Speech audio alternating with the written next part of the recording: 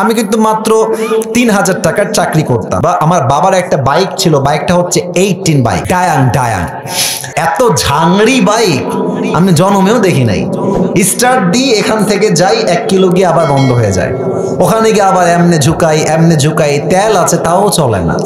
তবুও কোন মতে ঠেলে ঠুলে চালাইছি কয়েক মাস যাব।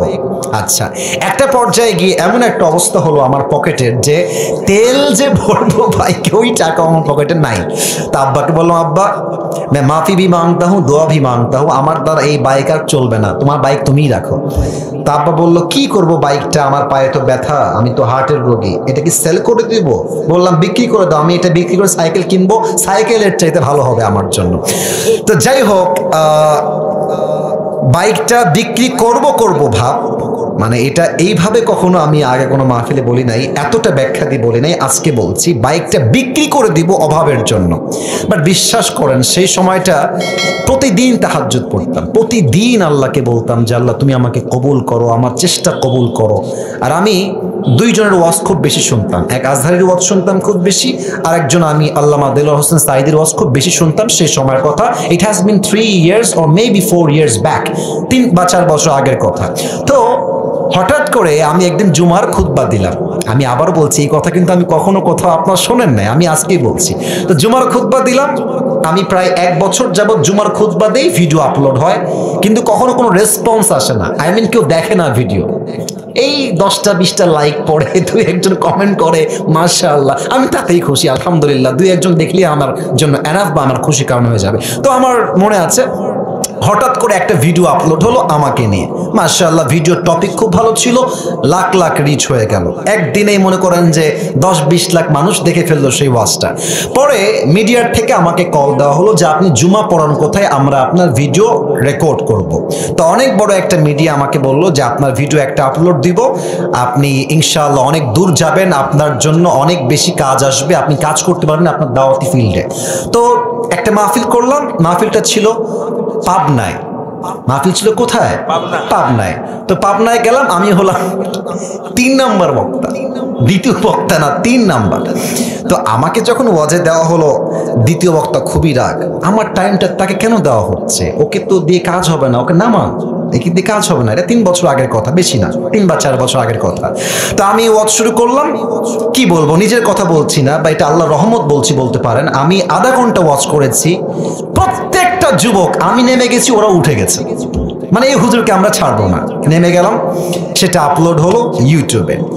হঠাৎ করে একদিন আমার বাসা ছিল রাজশাহীতে, রাজশাহীর আমাদের মেইন শহরের বাসা, আমার আব্বা জুমার খতিব এবং আমার আব্বা একটা মাদ্রাসার প্রিন্সিপাল। তো আমি বাইপাস দিয়ে যাচ্ছি বাইক নিয়ে, ভাই আমার কাছে কিছুই নাই, বিশ্বাস করেন, না আছে টাকা, আর আমার 2টা সাদা পাঞ্জাবি ছিল, আর আমি যেই জুমার খুতবা দিতাম, জুব্বা যে পরবো, জুব্বাও ছিল না ভালো, আমার বন্ধু থেকে জুব্বা ধার নিয়ে আসতাম যে বন্ধু দে, জুব্বাটা পরে মাহফিল করব বা একটু দোয়া করব, এই ওয়াজ হবে, আবার তোকে জুব্বা দিয়ে যাব। তো আমি এই অবস্থায় মাহফিলের জন্য বা রাস্তা দিয়ে হাঁটতেছি, তো হঠাৎ করে আমার কাছে একটা কল আসলো, বললো আপনি কি আবরারুল হক আসিফ বলছেন? এটা অনেক আগের কথা, আমার ক্যারিয়ার কিন্তু শুরু হয় না। বললাম জি ভাইয়া, আমি আবরারুল হক আসিফ বলছি, আপনি কে? তো বললো যে আমি অমুক জেলার থেকে বলছি, আপনার একটা মাহফিলের ডেট লাগবে। শুনে কলিজায় এত শান্তি লাগলো যে আলহামদুলিল্লাহ, আল্লাহ হয়তো আমার রাস্তা খুলতেছে, এই তো রাস্তা আমার খুলে যাচ্ছে। তা আমি একটু ভাব নিলাম, আমার কিন্তু ডেট মেট কিছুই নাই। বললাম ও আচ্ছা, ডেট নিবেন কবে, আমাকে তো দেখতে হবে ভাই। তো বলছে যে ভাই ডেটটা আমরা 2 মাস পরে নিব, যদি আপনি ডেট দেন তাহলে আমরা। ও তো ভাবছে মাশাআল্লাহ মিলিয়ন ভিউ, এ তো অনেক বড় বক্তা হবে রে ভাই।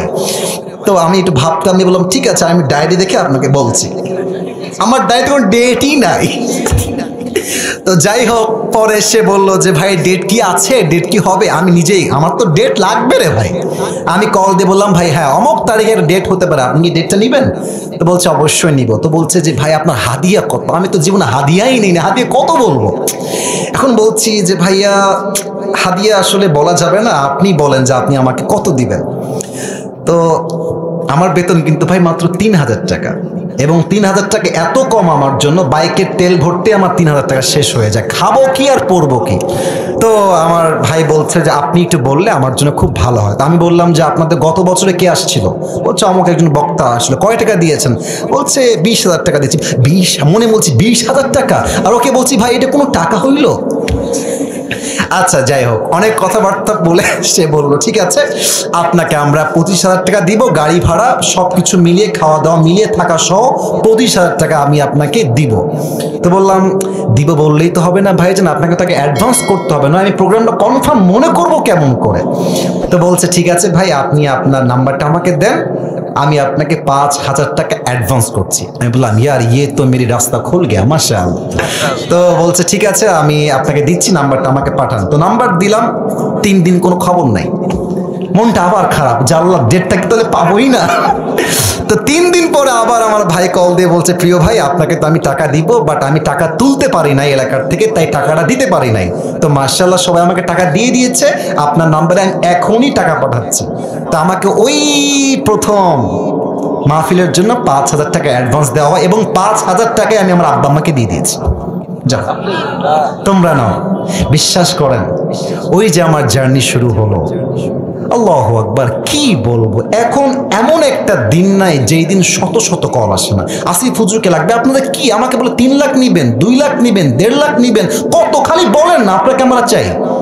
আপনি বলবেন হুজুর আপনি এত লম্বা স্টোরি কেন বললেন? 1 ঈমান, 2 হচ্ছে তাকওয়া। এই 2টা থাকলে বান্দার সফলতাকে আটকায় রাখতে পারে না, ঠিক কি না বলে?